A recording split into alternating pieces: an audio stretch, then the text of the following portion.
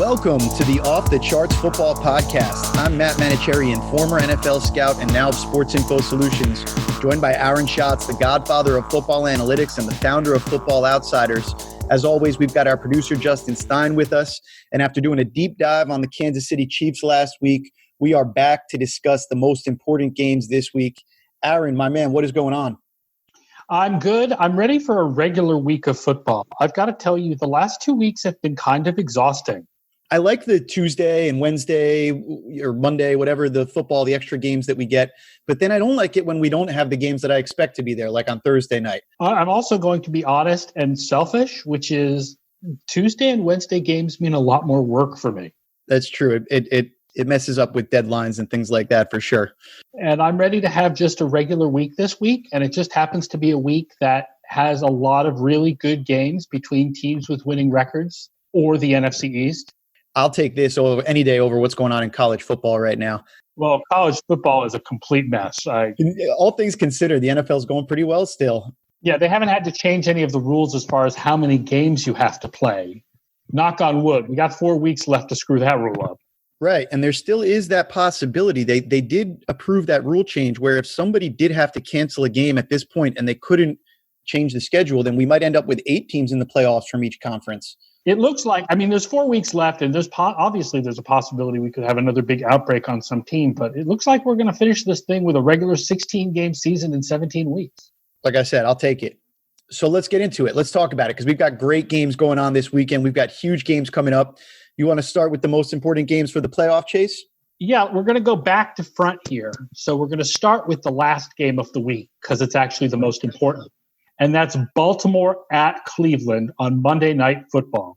This is just absolutely colossal for Baltimore. They get into the playoffs 80% of the simulations where they win this game, and only 25% if they lose this game. Cleveland, with a win, they're virtually in, 99.7%. With a loss, we only have them at 76%. Now, I know that's because we have Cleveland lower than almost anyone else. They're 23rd in DVOA. 18th in weighted DVOA, even after the win over Tennessee this week, partly because they let Tennessee get back in it in the second half. And I'm not talking about the 2 touchdowns at the end of the game in the last 2 minutes as much as I'm talking about the touchdowns that Tennessee scored in the third quarter. Cleveland is still a below-average defense, and they were a below-average defense in that game against Tennessee. And they were a really below-average defense when these teams played in week 1 and Baltimore slaughtered them 38-6. Yeah, that's exactly where I wanted to start. I think going back to that week 1 game, it's amazing if you think about where we were at that time. They looked like they were picking up right where they left off last year, MVP, Lamar Jackson, all that stuff. And Stefanski, it looked like more of the Browns being the Browns, but things have completely flipped. The Ravens COVID situation, banged up, whatever you want to, the combination of events has certainly hurt them. And as a result, I think you look on the leaderboards and you see that the Browns have been outplaying them on both sides of the ball lately. Not on both sides of the ball. I disagree with that. Defensively, Baltimore is the better team and has been the better team lately. So I think that that's interesting because I think that when you look at before last week, before the Cowboys gift that I think the Ravens really needed, I think that they had been struggling a little bit. I do think it was more on the run defense side of things than on the pass defense side of things, but they weren't, we could at least agree, they weren't the top 5 defense we expected them to be coming into the year. No, they struggled a little bit the last few weeks. In particular, the Ravens struggled in week 10 against the Patriots with the running game, and they lost that game to the Patriots. But I think overall, they're still, they didn't do so well against the Titans, but the Titans are one of the top offenses in the league. I think the Ravens are still the better team on defense, especially now that they've got Brandon Williams and Calais Campbell back.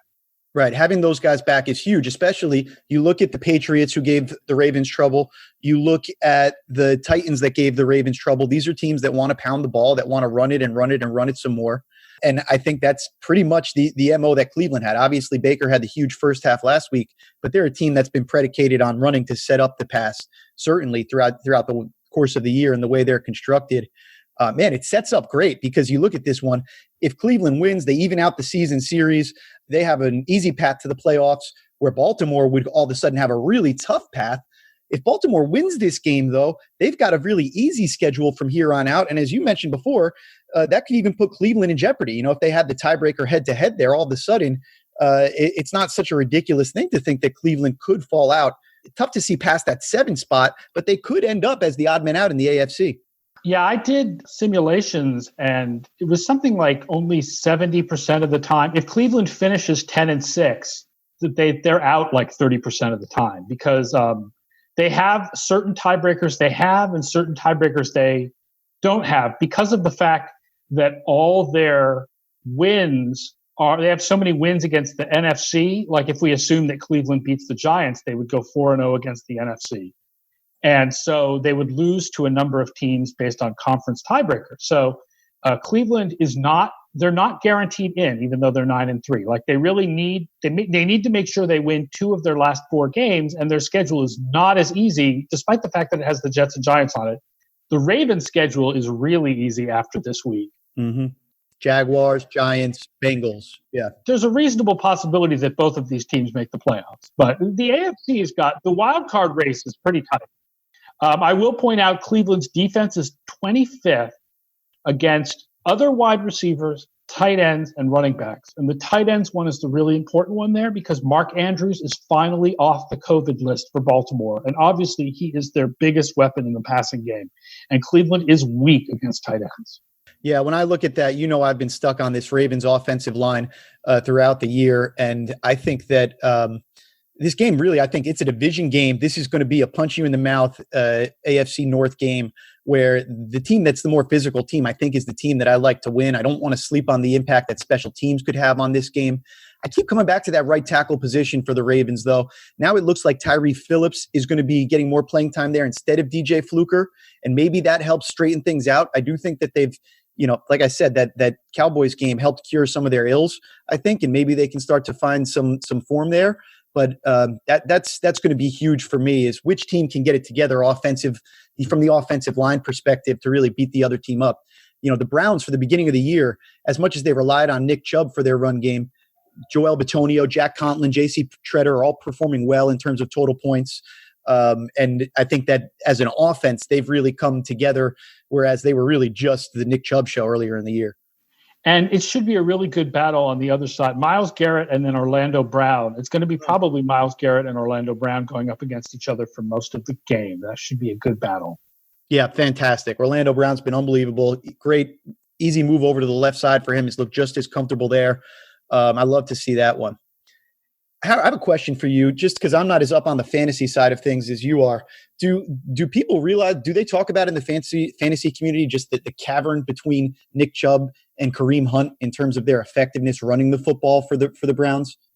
I think in the fantasy community, there's much more obsession with just how much is Kareem Hunt getting used. Is Kareem Hunt getting used enough to make it worthwhile to play him in fantasy? But I think there's a lot less of a concern about whether Chubb is better than Hunt, and a lot more concern about whether Hunt is just getting right. Chubb's healthy, he's playing, and Hunt is the question. I just asked because I looked since week 10, since Chubb's injury and he came back, the Browns have 8 expected points added with Chubb versus -14 with Hunt. So it sounds to me like he's getting just enough playing time. You could look at it, rushing points earned, the difference is similar. Chubb, 16 rushing points earned in those games, -9 for Hunt. I'm surprised that the gap is that big, honestly. And that might be a small sample size thing since you're only talking since week 10. Yep, just a few weeks. But that certainly fits with who Nick Chubb has been throughout his career. He's always somebody, based on his ability to break tackles and make more than what the expected gain is, that year in and year out, total points is seeming to find a soft spot for him. If running backs do matter, and I think that they do a little bit, just not that much, but the little bit that they do, Chubb is one of the ones who matters the most. Absolutely. Let's keep it going. What do we got for the next most important game of the week? Number 2 game is the Indianapolis Colts at the Las Vegas Raiders. Again, we're talking about this AFC wildcard race, although obviously the Colts are still in it to win the AFC South. Colts go to the playoffs 88% of the time if they win, 56% if they lose. Vegas, 67% if they win, only 24% if they lose.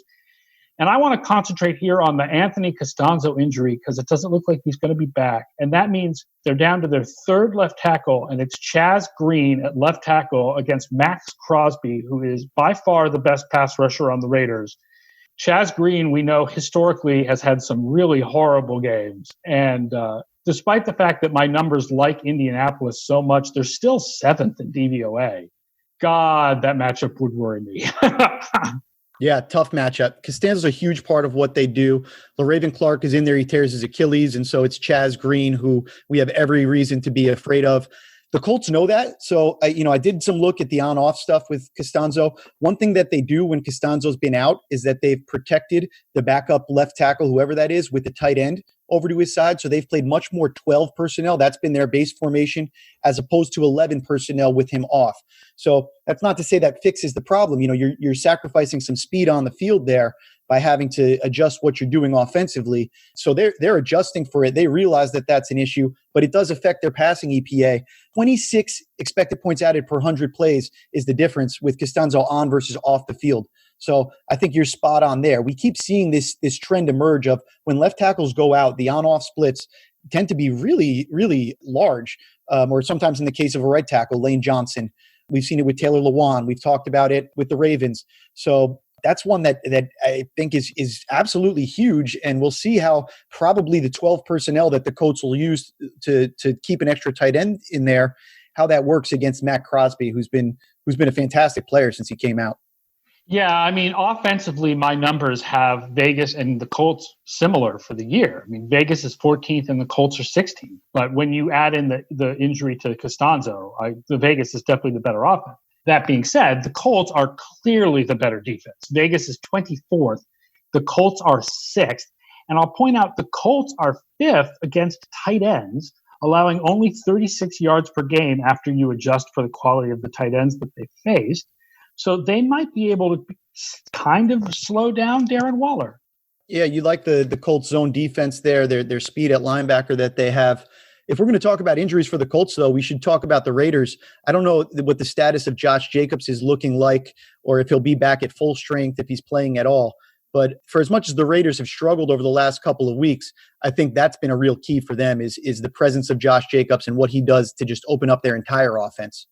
Yeah, the other thing I would point to with the Raiders is they need to get more out of the rookie wide receivers. Like Ruggs can break games open. So why have they not ever thrown him the ball more than 5 times in a game? Like we need more Henry Ruggs. More Henry Ruggs. I don't think any fantasy owners of his would disagree with that. The only person I think would disagree is Lamar Jackson, the defensive variety. I don't think he wants to see any more Henry Ruggs. Yeah, the Colts defenders would probably not like to have to defend against those deep passes. But for the Vegas, I feel like they need to use him more. They need to use Brian Edwards more. I'd like to see more from those guys. I'll tell you one thing I look at with this game is that I have no idea what to make of either of these quarterbacks that we've seen for years and years and years. They're approaching Kirk Cousins territory for me in terms of understanding what to expect from them on a week in, week out basis. Just looking at this year, Rivers has 4 games with more than 10 passing points earned, but he also has 4 games with less than 2 passing points earned.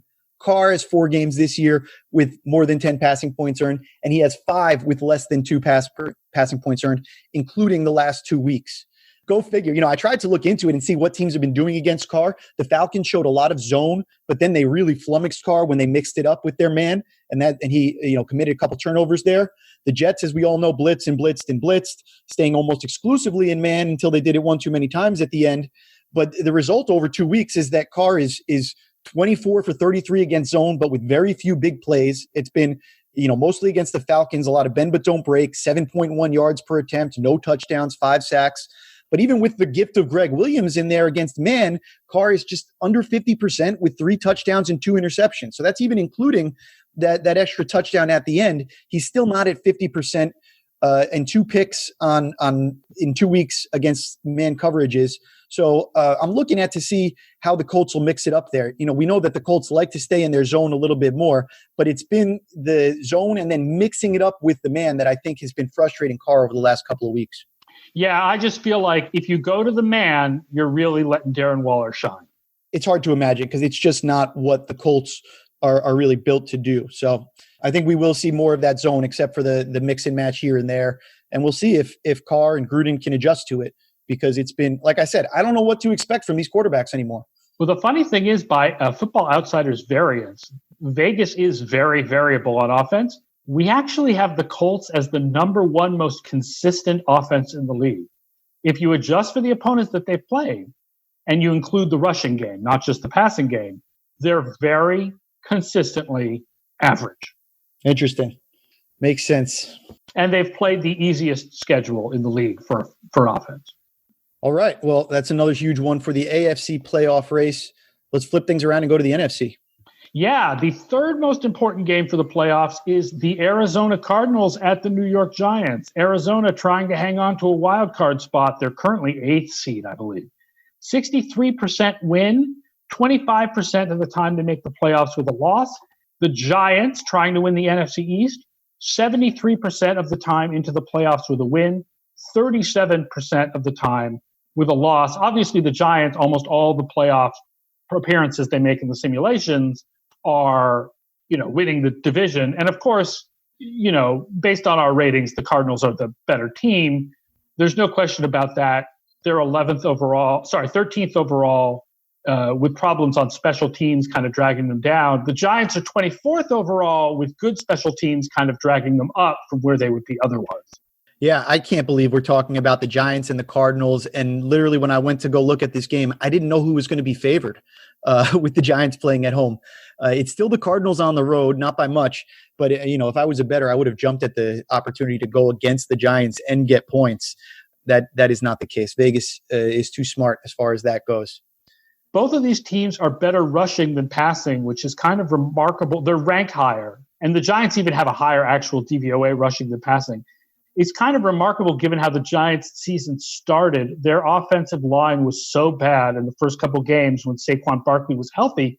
And then Barkley goes out and they end up going with these replacement running backs, but the blocking has been so much better, especially Andrew Thomas, who's gone from a complete disaster to being kind of average at left tackle, that the Giants have a reasonable running game now.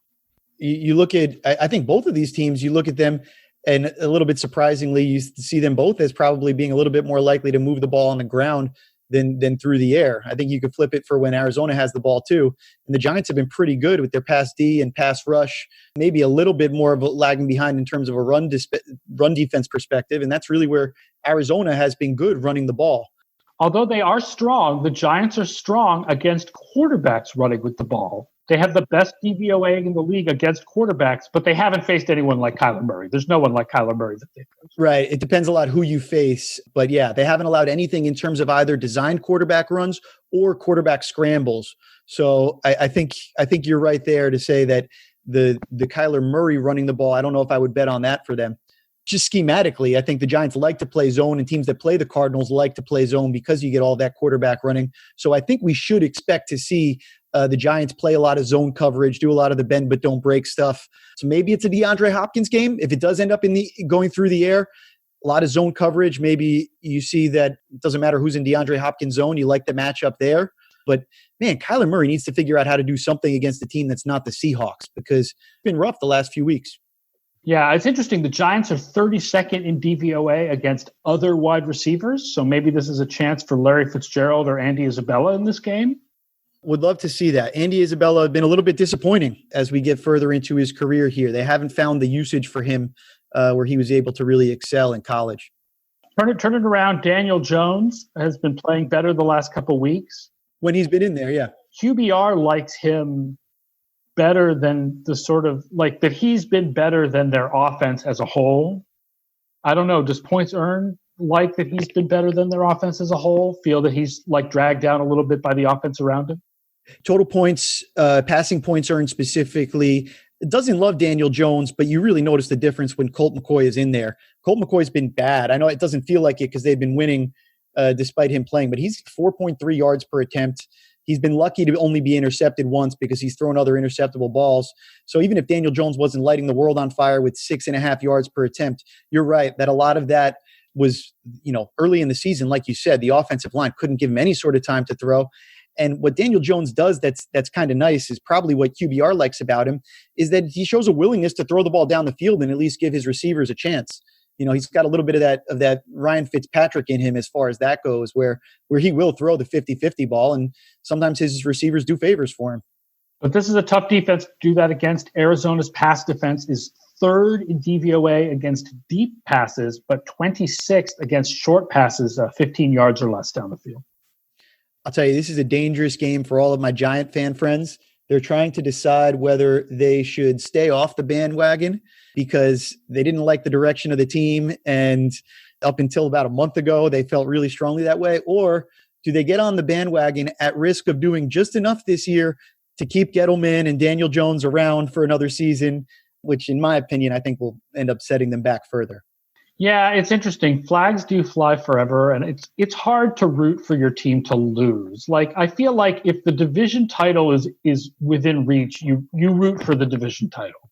Yeah, as a fan, that's what fans do. But I don't know. Sometimes I think fans look back and they say, man, if I could tell me 3 years ago what I'm thinking now, I would have done things differently. Well, yeah, imagine sitting next to a Jets fan at the end of that game last week, and they, I'm sure, were very happy to watch the Jets give up that touchdown. Right. It was like they were, I mean, all the talk about tanking. No, they're not tanking on the field. This is what Greg Williams does in this situation. He did it at the end of the 2011 season when I was with the Saints, and we played against the 49ers in the divisional playoffs, and we had a back and forth game, and we gave the ball back to them with less than a minute left, and Greg Williams did the same crap. He blitzed them too much. They moved the ball right down the field with Alex Smith. Like Alex Smith was the big play threat that we had to blitz and worry about. I still haven't gotten over that we didn't just sit back there. I think it cost us a chance to go to the Super Bowl because we would have played the Giants at home the following week. The Giants obviously went on to win the Super Bowl that year.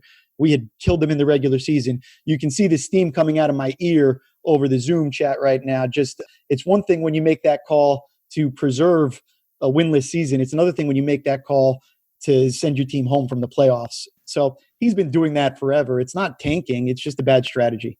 Yeah, Greg is Greg. It was a weird call, especially because they didn't really send guys up the middle. I think the idea was don't let Carr have the time to get it downfield, but they didn't send anyone up the middle, so he stepped up in the pocket and made the throw. The theory of the zero blitz against a long yardage situation is understandable. You get the ball out quick and you try to tackle them. The theory of doing it with 13 seconds left or whatever was on the clock there. Right, when only a touchdown beats you is a little weird. And then on top of it, if we're going to excuse the play call and say it was just bad execution, if the players had executed it better, then the call was good. Well, then guess what? You better teach how to execute it a little bit better because Lamar Jackson had no idea what he was doing there. He has no reason to be adjusting to double moves. Have him put his heels on the goal line and play cover zero that way. Even if you want to apologize for the call, you can't apologize for not teaching the proper technique. SISBets.com is back for 2020, and if you didn't make use of it last year, you missed out on easy money. SISBets.com is an advanced prop betting information tool powered by Sports Info Solutions. With it, you can leverage the power of our proven projections models to find value against the odds.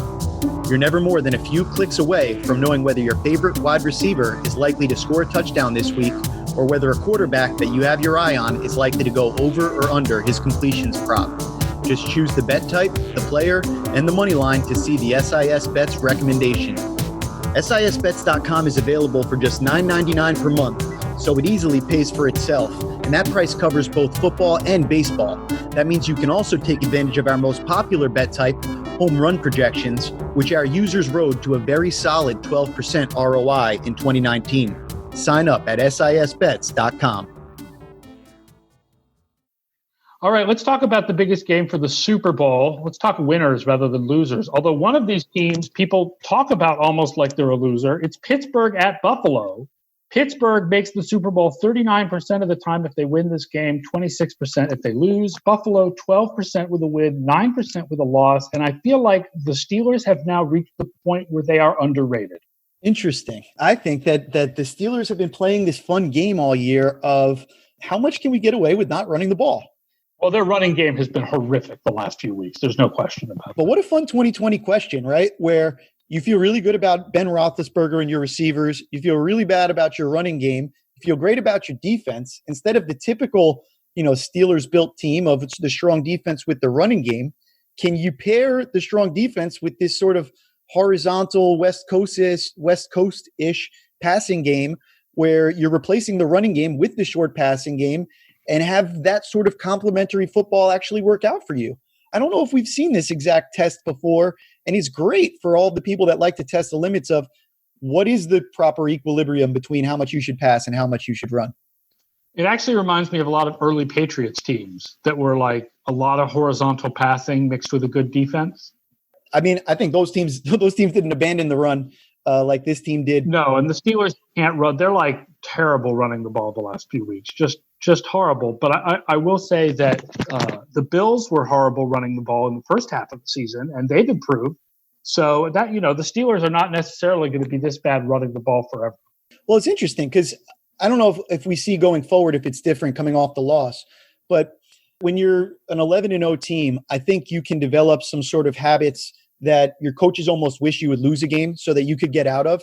And I do wonder if the Steelers got a little bit too far down that path of we really don't need to run. Like, there's no reason to do this. We're winning all these games. Let's keep doing what we do and keep winning. And maybe they crossed the line somewhere where they got too far past that and they need to reset things. So I would like to see them at least establish the threat of a running game somehow, figure out a way to kind of go back to the drawing board as far as that goes, because I do think that maybe they got a little bit too far carried away with just we don't need to do that. And the Bills are good at cutting down yak. The Bills defense averages 4.1 yards after the catch to receivers, which is better than the league average of 4.4. So what I wanted to ask you about with the Bills is this, the which Josh Allen will we get game. It certainly resulted in a lot more positive results than I ever imagined, but we are getting to the point of the season where if he performs like he did against the Cardinals week 10, against the Patriots in week 8, where he had some of these lesser performances, then the wow performances become, I think, less meaningful. It's nice if he can win a game for you, but my worry with Josh Allen has always been that he's going to lose a game for you at some point. The consistent accuracy, this will be a great test against the Steelers. They'll have another great test week 17 against the Dolphins. And then the question will be if he can string it together in the playoffs. I mean, this is going to be a playoff team. Now the question becomes, all right, we've seen you do it against some bad defenses. It's almost like he's got to answer the Giannis question. Oh, wow, I just compared Josh Allen to Giannis, and I take that back. He's got to answer that question of if he can keep it going when the defense is focusing on him in the playoffs, and you need to have consistent accuracy, not just flash plays. You can't compare Josh Allen and Giannis. One has the easiest to pronounce name in professional sports, but the other one has the hardest to pronounce name in professional sports. Yeah, I regretted that one immediately and on so many levels. I'll say this about Josh Allen. First of all, I have not seen a player since the invention of Twitter who guarantees more Twitter response than Josh Allen. Like the most throwaway comment about Josh Allen. Bills Mafia. Let's give Josh Allen a lot of credit, right? Josh Allen is alternating really, really good games with games that are kind of average. That's still a lot better than I would have expected a year ago. Like a year ago, he was alternating really, really bad games with games that were average. Now it's really, really good games with games that are average. So that's a huge improvement. It's a huge improvement. And I saw you doing some polling on was it Coach of the Year or Coordinator of the Year? Yeah, I was looking for some input on Coordinator of the Year. I don't know if there is an official AP Coordinator of the Year award, but I was curious what people thought. And yeah, Brian Daboll was the runaway winner for Offensive Coordinator of the Year. So it's interesting now to see him go against the best defense in the league and the Pittsburgh Steelers. And the weakness of the Steelers is deep passes. And what is one of Josh Allen's strengths? I mean, it wasn't in his first 2 years, but it is now, especially with like Stephon Diggs. It's deep passes. So, Yeah, it should be a fantastic matchup. And I'm with you. Brian Daboll, Arthur Smith, throw him in any of these coordinators that take quarterbacks that I had serious questions about and make them look like legit guys that you can win with, as Daboll's done with Josh Allen, as Arthur Smith's done with Ryan Tannehill. Part of it is I got to give some more credit to Allen and Tannehill. They're better than I thought they were. But when you look at trying to attribute some of that success, I think you look no further than those two guys. And though I pointed out what I said on Twitter is someone had compared Allen's first 12 games to Drew Lock's first 12 games, basically to argue that Drew Lock can still become a stud because look at Allen. And that's what we're going to be doing now for the next few years. Every time a young quarterback is bad, we're going to be comparing him to Josh Allen and saying, see, Well, we'll do that. We'll do that unless he has an atrocious game against the Steelers and collapses and loses in the first round of the playoffs. Then we won't do that. Yeah, and then we'll overreact the other direction, I guess. I think that's what we do. We overreact and we cherry pick stat. Well, not me and you, hopefully. We try not to cherry pick them. Anyway, should be interesting. Other things that just boggle my mind. Deshaun Watson is third in passing points earned this year. Oh, yeah, he's an MVP candidate. It's unbelievable. They've been so bad, and he's so good.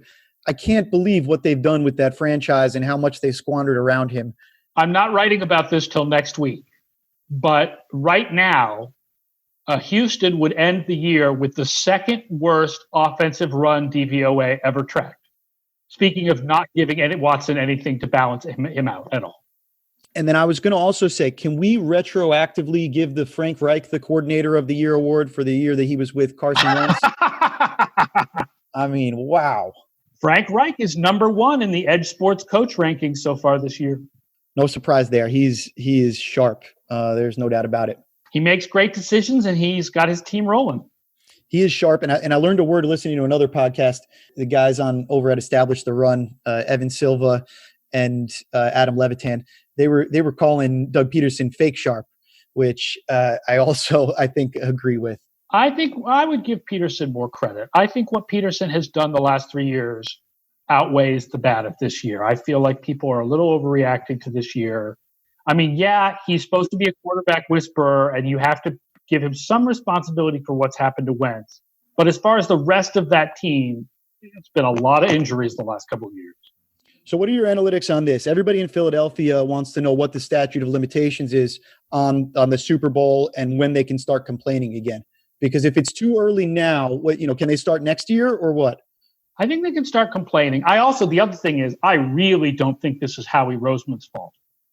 Because you can blame the head coach for the quarterback falling apart, but you don't blame the general manager for the quarterback falling apart. And as far as building the team, they did a lot to build the team. They just had a ton of injuries.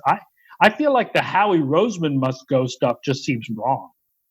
Yeah, I've seen some legitimate complaints about the drafting, that they haven't hit on some draft picks in the last few years. I think ultimately you look around the league, everybody misses on draft picks at some point. And yeah, when we looked at this team 2 years ago, nobody was saying that this isn't a well-constructed roster. Nobody had any concern that Carson Wentz, I didn't see the criticism of the Carson Wentz contract when he got it. No, I don't remember any criticism at the time. So it is perplexing. I think the Eagles, I don't know who to blame and who to give credit, other than maybe Frank Reich, it seems safe to say, did some positive things while he was there because he's still doing positive things and they're struggling without him. There's got to be some real studying done to kind of figure out what happened with the Philadelphia Eagles. It's possible that this is just the random variation of player performance. Like, obviously, part of it is that what Carson Wentz did in the year that he was an MVP candidate was based a lot on performance in the red zone and third down. Not sustainable. It looked like it was sustainable because it looked like you couldn't tackle him. You give an MVP award. You consider a guy for an MVP award, at least. You have to consider red zone and third down, but they're not as predictive. But it's not like the rest of the time he was bad. It's that the rest of the time he was average or a little bit above average. No one argued against this contract. No one expected this kind of decline. It's possible that there was no way to foresee this, that it's just, this is the random variation of players, and that this is the bad side of what we see with Josh Allen and Ryan Tannehill is the good side. I'm with you on everything you said, and the only thing I'll add to it is let's make sure not to confuse player performance with player skill. I think a lot of times people say, look, he had this sort of a season, he was that good. And there's just a little nuance there between how good you are and how much production you have that we need to be a little bit. I think people in general should be careful how much they equate those two with one another. Right. One is more about looking at the past, and one is more about looking at the future. And you know, as analytics people, we concentrate a lot more on the future, but that doesn't mean the past didn't happen. That's why Wentz really was an MVP candidate in 2017, even if he was doing things that were not sustainable. Because the past really did happen, even if the past is not as predictive as other things. All right. That was a ton of fun. Thank you to all of the listeners. Please leave a 5-star rating and a 1-word review. All you got to do is say great and leave those 5 stars, and we appreciate it. You can follow him on Twitter at FO_A Shots. You can find me at Matt Mano, and footballoutsiders.com has tons of great content. Check that out every week. On sportsinfosolutionsblog.com, you can check out the #1 QB in the world rankings. We update those every week, and Mark Simon is writing about that right now. You can also check out the free SIS Data Hub by visiting sisdatahub.com and sisbets.com for all of your prop betting recommendations. For my co-host Aaron Schatz and our producer Justin Stein, I'm Matt Manocherian, and thank you for joining us for the latest episode of the Off the Charts Football Podcast.